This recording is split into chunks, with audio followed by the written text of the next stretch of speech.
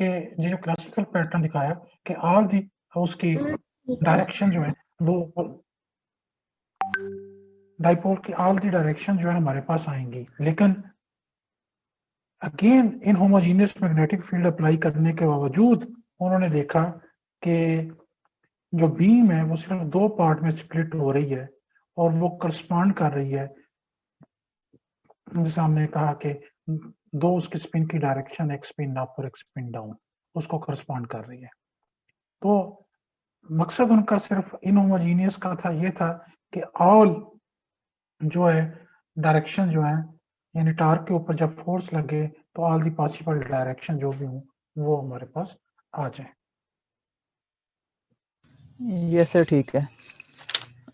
और सर हमने एक दूसरी चीज पढ़ी थी कि अगर हम मैग्नेटिक फील्ड को इंक्रीज करते हैं तो spacing between transition lines increase हो जाती हैं। तो इस ट्रांजिशन लाइन की स्पेसिंग इंक्रीज करने से ये जो ml is equal to 1 ml is equal to 2, ये जो ml की वैल्यूज हैं इनके दरमियान स्पेसिंग पे इफेक्ट होगा? यही इफेक्ट होता है, ठीक है। ये स्पेसिंग गैप बढ़ता है, ठीक है। सर वो गैप और जो मैग्नेटिक फील्ड जो गैप बढ़ता है वो ml की वैल्यूज के दरमियान वाला गैप बढ़ता है या ट्रांजिशन लाइंस के दरमियान गैप बढ़ता है? मैं आता हूँ, ये दोनों इंटरलिंक्ड है एक दूसरे से। मैं आता हूँ इसके, मैं ये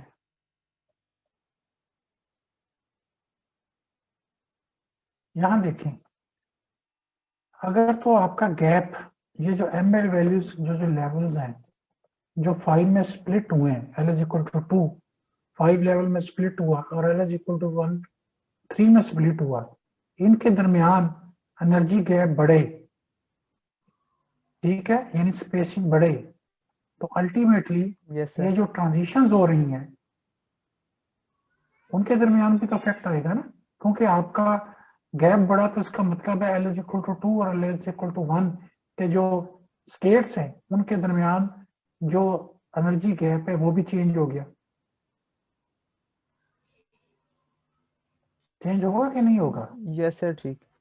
इनडायरेक्टली अगर L इज इक्वल टू 2 के जो स्टेट्स हैं उनके दरमियान डिफरेंस बढ़ा, मसलन आप छोड़ दें, आप सिर्फ सिंपल एक देखें, L इज इक्वल टू 2 से, ठीक है, ट्रांजिशन हो रही है L इज इक्वल टू 1 में, ठीक है। तो 2 अगर ज्यादा इंक्रीज करता है और L इज इक्वल टू के 1, तो उस हिसाब से होना ना, तो दोनों का जो एनर्जी गैप है अल्टीमेटली वो क्या हो जाएगा, फर्क, वो ट्रांजिशन के दरमियान जो गैप है दोनों के दरमियान, यानी ml2 और ml1 के दरमियान, वो भी चेंज हो जाएगा। Yes sir. बात समझ आइए क्या नहीं? यानी अगर ml1 और ml2 के दरमियान जो स्पेसिंग है वो बढ़ जाए, तो उसके स्पेसिंग के बढ़ने की वजह से जब ट्रांजिशन होगी तो जिन 2 लेवल्स के दरमियान ट्रांजिशन हो रही है उनके दरमियान भी गैप क्या होगा, फर्क हो जाएगा। तो सर फिर हम इस तरह कह सकते हैं कि मैग्नेटिक फील्ड इंक्रीज करने से ये जो ml is equal to delta ml is equal to -1, delta ml is equal to 0, delta ml is equal to 1, इनके करस्पॉन्डिंग तीन लाइंस जो है ना, इनके दरमियान भी डिस्टेंस इंक्रीज हो जाएगा और एनर्जी लेवल्स के दरमियान भी डिस्टेंस इंक्रीज हो जाएगा। हाँ, ये बेसिकली तीनों का तो सेम रहेगा, डेल्टा ml -1 वाली ये चेंज नहीं होगी। इन तीनों का सेम रहेगा, लेकिन delta ml is equal to 0 से जो अब डिस्टेंस है वो इंक्रीज हो जाएगा। हाँ बिल्कुल, ठीक है। जो 0 वाली होंगी उनका भी डिफरेंट हो जाएगा, -1 वाली का भी डिफरेंट हो जाएगा, +1 वाली का भी डिफरेंट हो जाएगा। ठीक है। इसलिए देखें ना, आप फार्मूले में भी नीचे देख लें, जो ट्रांजिशन आई तो इन टर्म्स ऑफ फ्रीक्वेंसी क्या है, सार फैक्टर ई बी ओवर 4 पाई एम है, मैग्नेटिक फील्ड वहां पे है, ठीक है। तो मैग्नेटिक फील्ड भी इफेक्ट डालेगा उसकी फ्रीक्वेंसी पे। जैसे मैंने कंफर्म यही करना था कि वो एनर्जी लेवल्स पे जो अफेक्ट करेगा या नहीं। दोनों पे करेगा। ठीक है। अच्छा, मैं ये चाह रहा हूँ कि आपसे, मतलब सिर्फ आपसे नहीं, जो स्टूडेंट्स हैं यहाँ पे, कि वो वाकई पढ़ते भी हैं कि नहीं पढ़ते। मैं कुछ क्वेश्चन पूछूं, फिर आगे चलते हैं। तो ये ठीक है सर। बताएं कि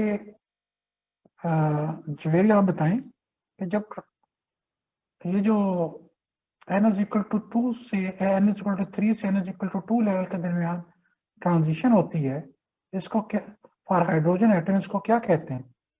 और इसका इशू क्या, मतलब है क्या हमने हमारी थ्योरी के अंदर ड्रॉबैक है जो हमने इसमें डिस्कस किया, which need to be corrected? Sir question repeat कर दिया, आवाज कट रही थी। मैंने ये कहा है n इज इक्वल टू 3 से n इज इक्वल टू 2 के दरमियान जो ट्रांजिशन होती है for hydrogen atom Balmer series में, इसको कौन सी ट्रांजिशन बोलते हैं? और इस ट्रांजिशन की वजह से कौन सा प्रॉब्लम रेज हुआ कि जिसकी वजह से हम कहते हैं कि हमारी थ्योरी जो है स्टिल वो कंप्लीट नहीं है और हमें कुछ चीज कंसीडर करने की जरूरत है।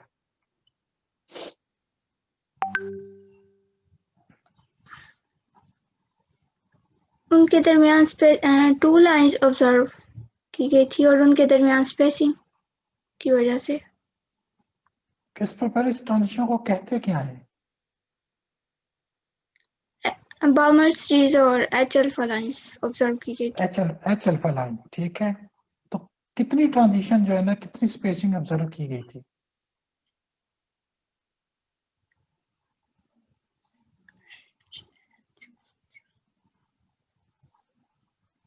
जी,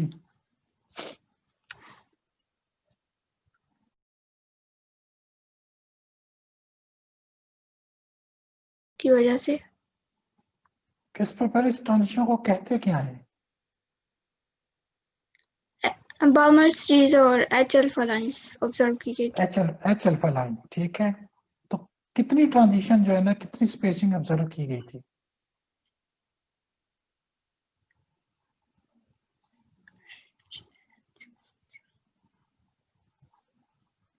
जी,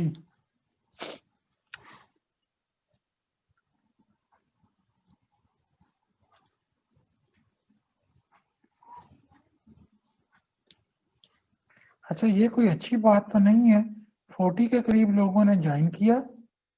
जैसे ही मैंने क्वेश्चन पूछने की शुरू किए तो 10 11 ड्रॉप कर गए कि हमसे ना क्वेश्चन पूछे जाए। ये तो कोई अच्छी बात नहीं है।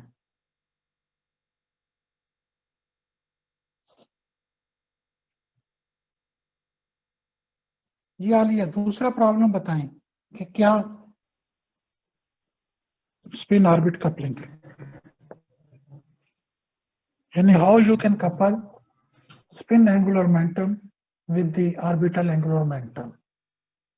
हम स्पिन एंगुलर मोमेंटम को, ये जो फाइन स्ट्रक्चर डबलिंग, ये जो फाइन स्ट्रक्चर डबलिंग है, बेसिकली ये होती है कि जो एक लाइन है, जिस तरह एच अल्फा लाइन थी, वो एक के बजाय 2 लाइंस नजर आई और जिनके दरमियान गैप जो है वो 1.4 एंगस्ट्रॉम है। इसको कहते हैं फाइन स्ट्रक्चर डबलिंग, एस्पेक्टल लाइंस। इस चीज को, इस फिनोमेना को हम एक्सप्लेन कर सकते हैं on the basis of magnetic interaction between spin angular momentum and orbital angular momentum of electrons. हम स्पिन ऑर्बिट कपलिंग को हम समझ सकते हैं कि लेट से हमें पता है कि एक इलेक्ट्रॉन जो है वो रिवॉल्व करता है अबाउट द प्रोटॉन के इर्द गिर्द,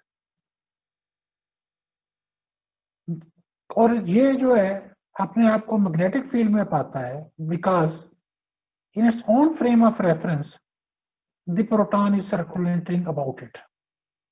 ठीक है, यानी उसके अपने फ्रेम ऑफ रेफरेंस में क्या है कि प्रोटॉन जो है उसके इर्द गिर्द रिवॉल्व कर रहा है। ये जो मैग्नेटिक फील्ड है, यानी प्रोटॉन के उसके अपने फ्रेम ऑफ रेफरेंस में उस इलेक्ट्रॉन के इर्द गिर्द प्रोटॉन के रिवॉल्व करने की वजह से, यानी उसकी मोशन की वजह से क्या है कि मैग्नेटिक फील्ड प्रोड्यूस होता है। डेफिनेटली ये मैग्नेटिक फील्ड जो एक्सटर्नल मैग्नेटिक फील्ड होता है उसके लिहाज से बहुत वीक होता है, इसीलिए ये जो स्प्लिटिंग है ये बहुत कम होती है, बट उस रोटेशन की वजह से kind of internal Zeeman effect produce होता है। लेट्स से ये energy of a magnetic dipole जिसका मोमेंट म्यू हो, जब उसको किसी मैग्नेटिक फील्ड और फ्लक्स डेंसिटी बी के अंदर रखें तो उसकी जो मैग्नेटिक एनर्जी है वो हो जाती है minus mu B cos of theta. अब ये जो बी है ये एक्सटर्नल मैग्नेटिक फील्ड नहीं है,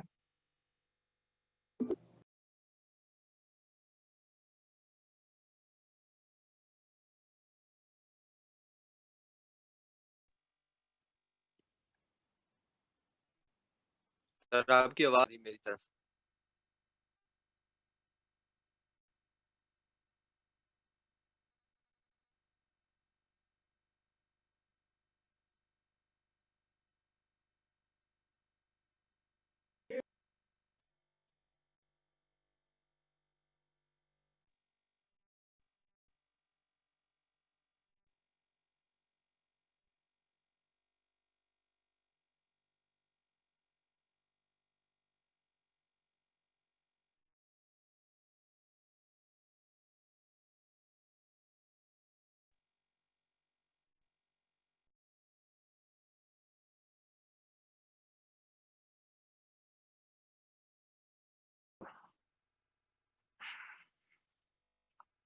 Vm जो है यानी उसकी जो मैग्नेटिक एनर्जी है उसमें चेंजिंग आएगी due to the magnetic field जो कि इंटरनल मैग्नेटिक फील्ड है जो प्रोड्यूस हो रहा है।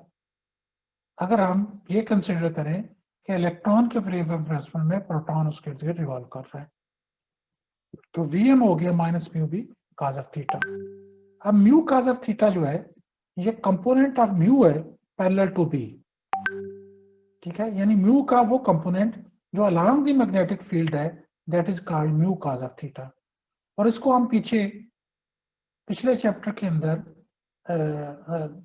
पिछले उस आर्टिकल में हम पिछले आर्टिकल में इसको म्यू एस जेड भी कंसिडर कर चुके हैं।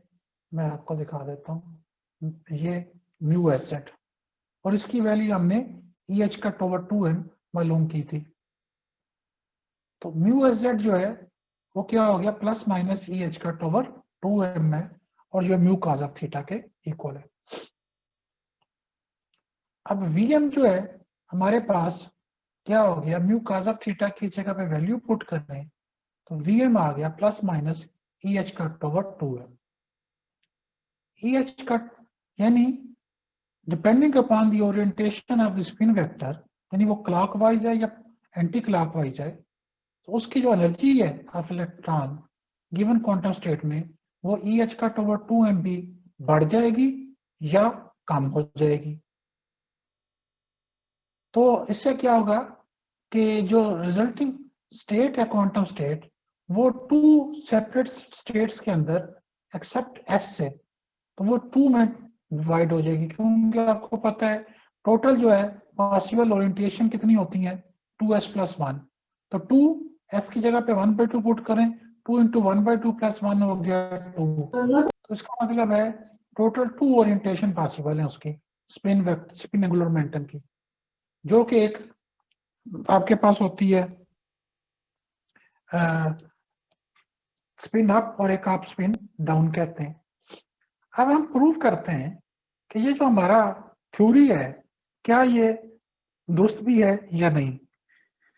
तो इस चीज को फाइंड आउट करने के लिए हम क्या कहते हैं कि लेट्स से एक सर्कुलर वायर है जिसका रेडियस r है और जिसमें से करंट I फ्लो कर रहा है, तो उसकी वजह से जो मैग्नेटिक फील्ड प्रोड्यूस होता है वो हमें पता है, बायर्ड सावर्त लॉ लगाएं तो you can easily find out कि B = μ0I/2r इक्वल होता है। अच्छा जी, तो I जो है किसके इक्वल होता है F टाइम्स E, यानी इलेक्ट्रॉन किस फ्रीक्वेंसी के साथ वो अराउंड द वो प्रोटॉन जो है वो रिवॉल्व कर रहा है। तो B क्या हो गया μ0 FE हो गया। F हमें ग्राउंड स्टेट बोर एटम के लिए पता है कि 7 × -15 है 10 पर, और उसका रेडियस जो है वो 5 × -11 10⁻11 मीटर है। तो हम यहाँ से B मालूम कर सकते हैं कि 14 वेबर्स पर मीटर स्क्वायर है। ये अगर मालूम हो गया magnetic field EH cut over 2m constant है जो कि 9.27 × -24 joule over weber per metre square के इक्वल है। तो इससे हमें Vm मालूम कर सकते हैं। हमें EH कट ओवर 2m जो है वो 9.27 × 10⁻24 जूल और वेबर पर मीटर स्क्वायर है, और आपके पास B जो है 10⁻14 वेबर पर मीटर स्क्वायर है। तो ये वेबर पर मीटर स्क्वायर से कैंसिल हो गया, तो Vm आ गया 1.3 × 10⁻22 जूल। अगर इस एनर्जी को आप कन्वर्ट करें वेवलेंथ में E = hν/hc/λ से, तो आपके पास ये जो शिफ्ट है वो आ जाएगी 2 एंगस्ट्रॉम। हमने एक्सपेरिमेंटली क्या ऑब्जर्व की 1.4, लेकिन हमारी जो हमने ये लिया है कैलकुलेशन, ये कैलकुलेशन की है ग्राउंड स्टेट एटम की, और लाइन ओरिजिनेट हुए n = 3 से 2। तो अगर हम हायर n के लिए भी कैलकुलेट करें और सबका सम करके एवरेज करें, तो अल्टीमेटली आप जो है इस 1.4 एंगस्ट्रॉम के ऊपर पहुंच जाएंगे जिन लोगों ने उसको करके देखा है। तो यहाँ से एक क्विकली आइडिया भी मिल रहा है कि आपकी स्पेसिंग जो है वो 2 angstrom much closer to that of जो एक्चुअली ऑब्जर्व्ड है मालूम हुई। तो इस तरीके से हमने यहाँ से प्रूव कर दिया कि जो इलेक्ट्रॉन स्पिन है अगर उसको भी कंट्रीब्यूट करें तो हम एक्सप्लेन कर सकते हैं कि आपके पास जो फाइन स्ट्रक्चर स्प्लिटिंग है वो क्यों ओरिजिनेट होती है, कैसे आती है।